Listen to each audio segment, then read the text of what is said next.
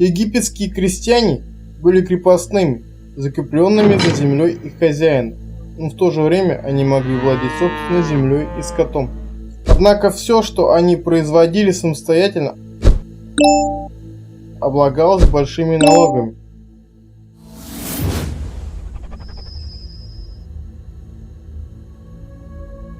Крестьянин трудился от рассвета до заката в течение всего года.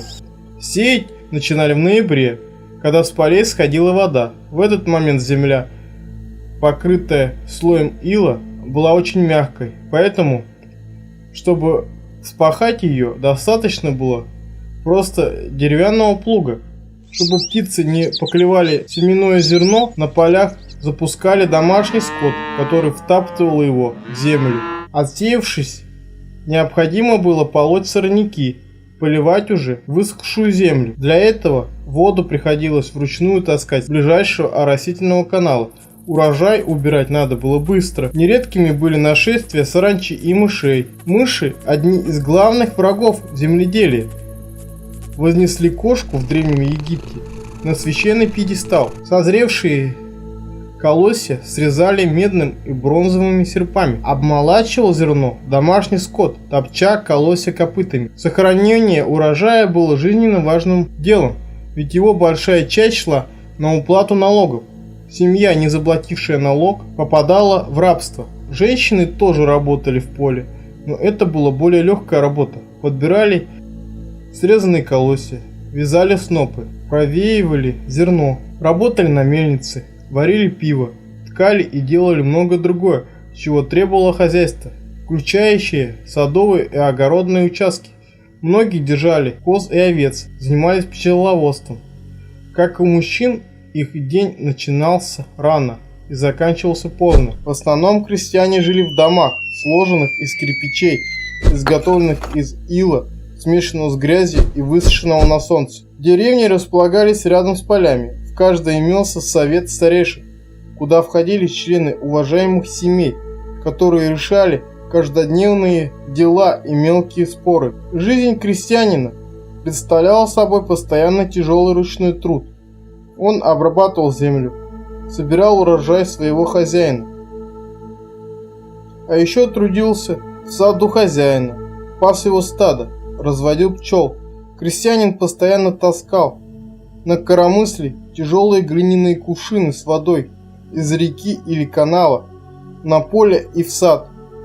Он осушал болото, удалял с полей нанесенный ветром песок, сажал виноградники и овощные культуры, ухаживал за ними, собирал урожай.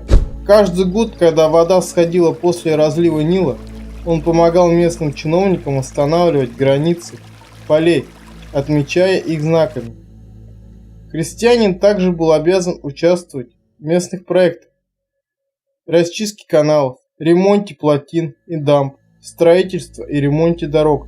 В свободное время крестьянин мог работать в собственном саду и ухаживать за домашними животными.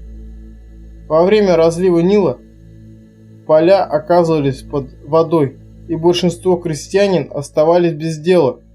Правительство, пользуясь этим, набирало дешевую рабочую силу на строительство царских гробниц, расширение храмов, для работы в каменоломнях и шахтах, а также вербовало рекрутов для военных походов. Отобранные на общественные работы крестьяне брили головы, наскоро прощались с семьями и грузились на лодки, которые развозили их по строительным площадкам.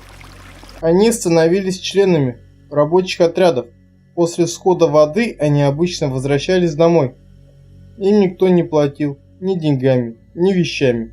Это был принудительный труд. Мужчины носили набедренные головные повязки, шапочки и специальные парики. Женщины носили калазирис, прямые длинные рубахи без рукавов.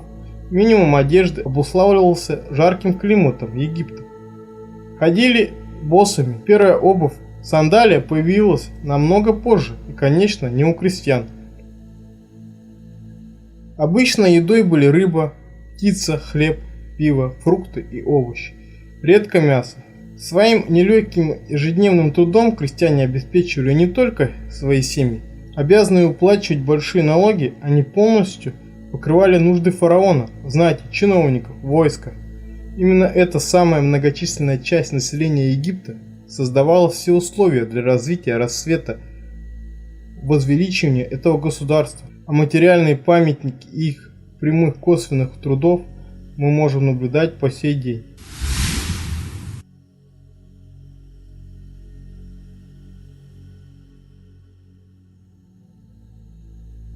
Положение самой низкой социальной категории египетского общества, рабов, в Древнем Египте было не самым тяжелым.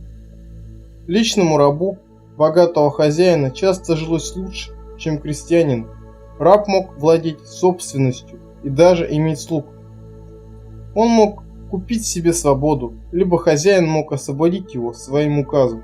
Большинство египетских рабов относились довольно хорошо, особенно если их сравнивать их положение с положением рабов в то время в других частях света.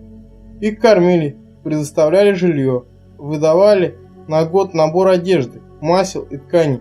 В особо жаркую погоду им сокращали продолжительность рабочего времени. Большинство рабов были иностранными военнопленными, захваченными во время войн с Азией или Нубией. Их считали нечистыми, поэтому им не разрешалось входить в храмы. Их не хоронили по египетским погребальным обрядам. Когда рабы умирали, их трупы швырялись в речку на съедение крокодилам. В поздний имперский период многие иностранцы, включая бывших рабов и потомков рабов, занимали высокие должности.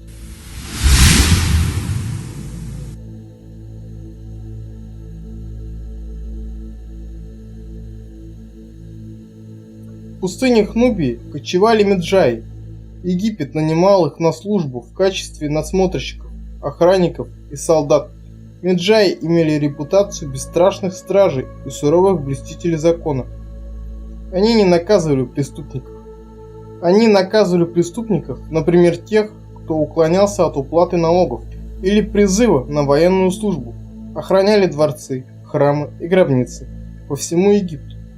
Но никакие охранники, даже свирепые меджаи, не смогли остановить мародеров, которые разграбили почти все царские гробницы.